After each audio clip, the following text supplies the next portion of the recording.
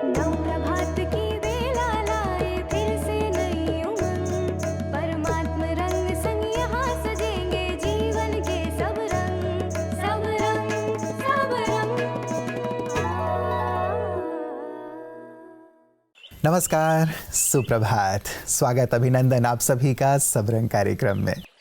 मित्रों, जीवन में एक सुंदर परिवर्तन की ओर बढ़ने के लिए या कहूँ कि क्रांतिकारी परिवर्तन लाने के लिए आज चंद बातें हम सबरंग कार्यक्रम में आपके साथ साझा करेंगे। ज़रूर गहराई से उस पर विचार कीजिएगा, क्योंकि एक बदलाव के लिए बहुत बहुत ज़रूरी है। क्योंकि यदि हम आज भी वही करेंगे जो हमने कल किया था, तो हमें कल भी वही मिलेगा जो आज मिल रहा है।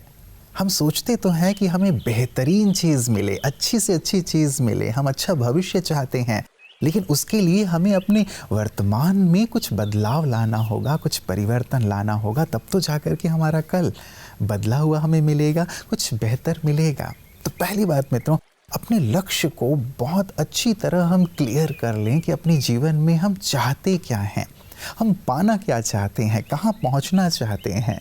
ईश्वर ने सुंदर जीवन दिया है, मैं क्या करूं, क्या बनूं, क्या पाऊं, क्या लक्ष्य स्पष्ट है? आज गहराई से अपने साथ बैठिएगा और अपने लक्ष्य को स्पष्ट कीजिएगा। निश्चित रूप से परिवर्तन की ओर कदम बढ़ाने के लिए ये सबसे महत्वपूर्ण सूत्र आपके जीवन में साबित होगा। तो आइए इसी बात के साथ चलते हैं आज के सुंदर सुवाक्य की ओर। ओम शांति। एक प्रचलित प्रसंग है। किसी ने बर्फ से पूछा कि आप इतने ठंडे क्यों हो? तो बर्फ ने बहुत ही अच्छा जवाब दिया कि मेरा अतीत भी पानी, मेरा अंत भी पानी, फिर गर्मी किस बात की रखूं?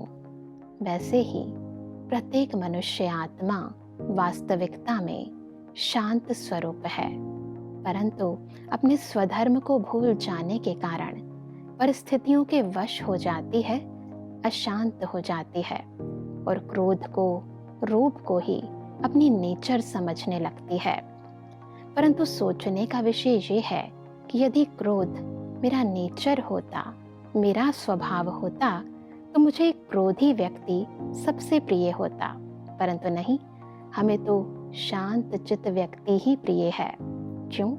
क्योंकि हमारा स्वधर्म शांत है। तो आज से क्यों ना रोज बार बार स्वयं को स्मृति दिलाएं कि मैं शांत स्वरूप आत्मा हूँ। ओम शांति। मित्रों, दूसरा जो बहुत ही महत्वपूर्ण पहलू है हमारे जीवन का, वो है हमारा स्वास्थ्य। यदि स्वास्थ्य अच्छा है तो हम सब कुछ प्राप्त कर सकते हैं, सब चीज़ों का आनंद ले सकते हैं। यदि तन ही स्वस्थ नहीं होगा, मन ही स्वस्थ नहीं होगा, तो हमारे पास सब चीज़ें हों लेकिन उसका हम आनंद नहीं ले पाएंगे। और लक्ष्य हम कितना भी ऊंचा बना लें, यदि तन ही साथ ना दे रहा हो तो वहाँ तक पहुँचना हमारे लिए दुभर हो जाएगा। इसीलिए अपनी हेल्थ पर हमें पूरा ध्यान ज़रूर देना है। रोज़ अच्छा व्यायाम करें, या तो प्राणायाम करें या वॉकिंग करें, वर्कआउट करें, और साथ ही खान पान पर भी बहुत ध्यान दें। कई बार हम जंक फूड की ओर चले जाते हैं। ठीक है कि हम ये खा लेते हैं, समय की बचत होगी या फिर बहुत आनंद आता है, लेकिन आगे चल कर के वो हमारे शरीर के स्वास्थ्य के लिए बहुत हानिकारक साबित होता है। इसलिए मित्रों, खान पान का भी बहुत ध्यान, इसलिए क्योंकि कहा जाता है कि जैसा अन्न होगा वैसा ही मन होगा। इसलिए ऐसा भोजन चुनें जो आपके मन को भी दुरुस्त रखे और आपको आपके लक्ष्य की ओर तीव्रता से आगे लेकर के चले। और हम भी आपके लिए प्रतिदिन आपकी सेहत आपके हाथ में लेकर आते हैं, ताकि आपका स्वास्थ्य संपूर्ण रूप से अच्छा रहे। ये एक डीजेनरेटिव डिजीज़ है जिसमें उम्र के साथ ब्रेन के सेल्स डेड हो जाते हैं।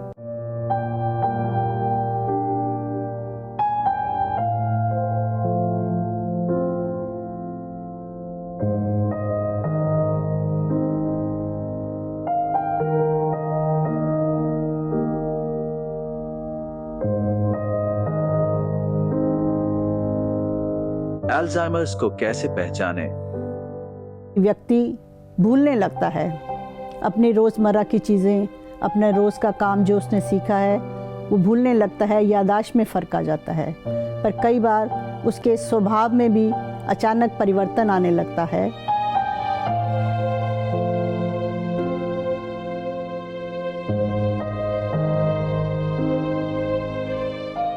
नई बातें होती हैं वो भूल जाते हैं, पुरानी बातें याद रहती हैं। तो ऐसा नहीं सोचें कि इनको तो 20 साल पुरानी बात याद है, अभी की बात सुबह बताई थी अब भूल गए, तो ये तो कुछ नहीं है, ये तो ऐसे ही कह रहे हैं या ड्रामा कर रहे हैं या एक्टिंग कर रहे हैं। ऐसा करने से वो हमने देखा है कि बहुत सारे लोग डॉक्टर की सलाह नहीं लेते और उसमें काफ़ी समय निकल जाता है।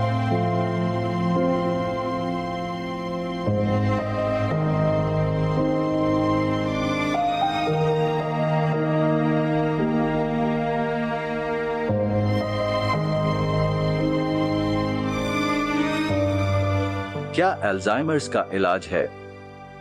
मरीज़ की मदद कर सकते हैं और उसकी मेमोरी खराब ना हो उसको रोकने के लिए हम कुछ दवाइयाँ भी दे सकते हैं।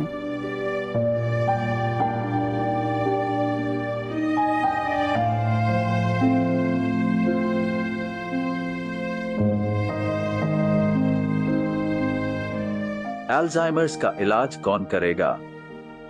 ऐसे मरीजों को साइकियाट्रिस्ट के पास अक्सर लोग ले जाते हैं, लेकिन इसका वास्तविक इलाज न्यूरोलॉजिस्ट के पास होता है।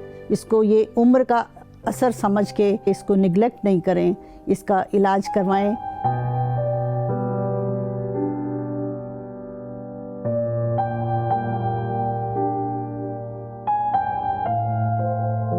किन लोगों को अल्जाइमर्स की अधिक संभावना है? अगर किसी को ब्लड प्रेशर, शुगर या हार्ट की प्रॉब्लम है तो उसके लिए ये बीमारी होने की संभावना ज़्यादा हो जाती है।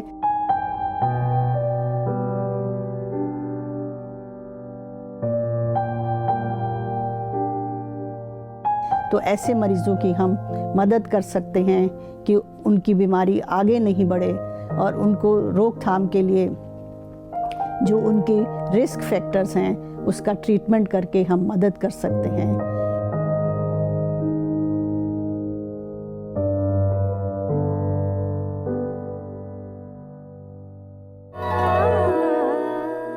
तीसरी महत्वपूर्ण बात मित्रों कि आप ये ढूंढें कि आपकी हॉबी क्या है, आपकी रुचि किस चीज़ में खास है, आप किस चीज़ में मास्टर हैं। यदि आप उस चीज़ को ढूंढ लेते हैं और आप उस चीज़ को, उस कला को, उस स्किल को डेवलप करने में अपने आप को लगा देते हैं तो कालांतर में आगे बढ़ कर के आप उस चीज़ के मास्टर बन जाते हैं। कहा जाता है ना कि किसी एक चीज़ पर इतना अच्छे से कार्य कर लो कि उस चीज़ में आप अद्वितीय हो जाओ। यदि हम अपने जीवन में एक सुंदर बदलाव चाहते हैं या शिखर की ओर स्वयं को देखना चाहते हैं तो ये कार्य हम ज़रूर करें मित्रों। कई बार हम वो चीज़ें कर रहे होते हैं जिसमें हमारी रुचि नहीं होती है, जिसमें हम मन नहीं लगा पाते हैं। हम वो कार्य करें जो हमारी अंतरात्मा कह रही है और निश्चित रूप से अंतरात्मा की आवाज़ सुंदर होती है, श्रेष्ठ होती है और जो चीज़ हमारे नियति में भी लिखी होती है, थोड़ी गहन सी बात है लेकिन नियति शायद उस चीज़ को हमारे अंदर भर करके भेजती है। तो क्यों ना उस चीज़ पर कार्य करें, निश्चित रूप से आप एक परिवर्तन पाएंगे, निश्चित रूप से आप आगे बढ़ता हुआ स्वयं को महसूस करेंगे। और आइए इसी के साथ आगे बढ़ते हैं हम भी अपने अगले सेगमेंट की ओर। कहा जाए कि एक सुंदर जिम्मेवारी दी गई तो कभी ऐसा रहा नहीं मन में कि मैं पहली महिला हूँ, कहीं ऊपर नीचे ना हो जाए, इसे सहज भाव से स्वीकारा? क्यों नहीं, वो भी मैं कह रही हूँ कि कहने जाने कितनी बार डंडे पड़े जी। और वचन से बोला हुआ वो कभी नहीं मिटता। वैसे अगर मेरे चांटा लगा देते तो शायद नहीं होता, पर उन्होंने जो बोला मुझसे वो कभी नहीं मिटता जी। और तब फिर जो है जब छठी क्लास में आई तो मेरे पिता ने कहा अभी स्टेज पर नहीं जाएगी और गाना भी नहीं है, हमारे यहाँ मेरे को समाज से बहिष्कृत कर देंगे, बिल्कुल नहीं जाना। और उसके बाद मेरे को बुखार आ गया। तब मेरी प्रिंसिपल थी जो वो मेरी बहुत प्यार करते थे, मेरे सारे गुरुजी थे, तब उन्होंने पिताजी से कहा कि इसको क्लासिकल सिखाओ और छुप करके सिखाओ, अगर आपके यहाँ नहीं होता तो कम से कम टीचर तो बनेगी। पिताजी ने कहा बहुत कठिन काम है मेरे लिए, लेकिन पिताजी मुझे ले गए इलाहाबाद, नजियाबाद, दिल्ली, कभी बहुत सारी जगह। तो इस तरह से जो है उन्होंने मुझे कहा कि बेटा 4 दिन के लिए लाया हूँ, 40 दिन का याद करके जाइए। तब सुबह 4 बजे से और 12 बजे रात तक। जी जी जी। तो वो शौक तो भी वो था। आदत आपकी फिर पड़ गई, फिर लगता पड़ है गई। 4 बजे से 12 बजे जी, तक जी। की आजीवन आप उसी क्रम में वही चलते क्रम में रहे। चल रही हूँ। मेरे लिए बहुत बड़ी सजा है अगर खाली बैठ जाऊं तो। हाँ, अब कोरोना भी मेरे लिए वो हुआ, पता, वरदान ये सिद्ध हुआ। सबके लिए वरदान है। मित्रों, आज हम बात कर रहे हैं जीवन में एक बेहतरीन परिवर्तन की ओर चलने की, जिससे हम अपने कल को सुंदर बना सकें, क्योंकि ये हमारी कामना होती है। तो चौथी बहुत महत्वपूर्ण सी बात है मित्रों, यदि हम कल को बेहतर बनाना चाहते हैं तो एक बदलाव आज लाएं, कुछ अच्छा देखें, कुछ अच्छा सुने, कुछ अच्छा पढ़ें। जब हम अच्छा देखेंगे, अच्छा सुनेंगे या पढ़ेंगे, तीनों में से कोई एक चीज़ बिल्कुल ही नियम बना करके हम करना शुरू कर दें। यदि 10 पेज 5 पेज किसी अच्छी किताब का पढ़ते हैं, उसका कितना सुंदर प्रभाव पड़ना शुरू हो जाता है हमारे विचार पर, आप स्वयं देखेंगे। कुछ अच्छी चीज़ आप देखेंगे या कुछ अच्छी चीज़ आप सुनेंगे जो बहुत ही मोटिवेट करने वाली है आपको, निश्चित रूप से एक परिवर्तन का विचार अंदर से जागेगा और हम उस ओर बढ़ना शुरू करेंगे। ऐसे ही सुंदर विचार और बातें ब्रह्मा कुमारियाँ भी हमारे सामने रखती हैं और उन्हीं बातों को सुन करके लाखों लोग अपने जीवन में एक सुंदर परिवर्तन ला चुके हैं और उसी परिवर्तन को हम प्रतिदिन देखते हैं पीस न्यूज़ हाइलाइट्स में।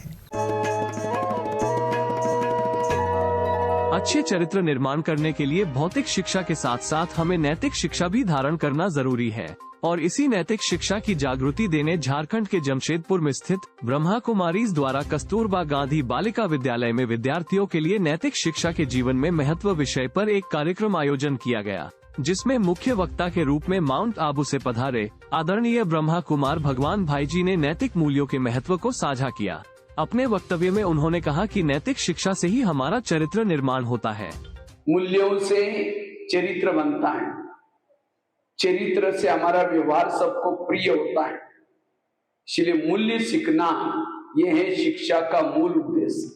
इसके अलावा उन्होंने विभिन्न एक्टिविटीज से सभी विद्यार्थियों को परीक्षाओं में आने वाली समस्याओं के निवारणों के बारे में बताया। इसके साथ ही जुगसलाई सेवा केंद्र की प्रभारी बी.के. रागिनी दीदी जी ने आध्यात्मिकता की परिभाषा बताते हुए कहा कि स्वयं को जानना और पिता परमात्मा को जानकर उसे याद करना ही आध्यात्मिकता है, जिसे ही राजयोग कहते हैं। इस मौके पर सीनियर शिक्षिका राधिका गागराई जी ने कहा कि नैतिकता के बिना जीवन अंधकार में है। नैतिक मूल्यों की कमी के कारण ही समाज पतन की ओर जाता है। इस कार्यक्रम में सभी विद्यार्थियों ने बढ़ चढ़कर हिस्सा लिया और सभी शिक्षाओं को दृढ़ता पूर्वक धारण करने का संकल्प किया। तत्पश्चात एकाग्रता की शक्ति बढ़ाने हेतु सभी को राजयोग मेडिटेशन का अभ्यास भी करवाया गया। अंत में संस्था की ओर से विद्यालय को ईश्वरीय उपहार भी भेंट की गई। मित्रों, 5वीं सुंदर बात, हम अपने जीवन में कुछ अच्छी आदतों को शामिल करते चलें। कई बार हम सोचते हैं कि हम एक झटके में ही अपने आप को बदल डालेंगे, लेकिन ऐसा नहीं होता।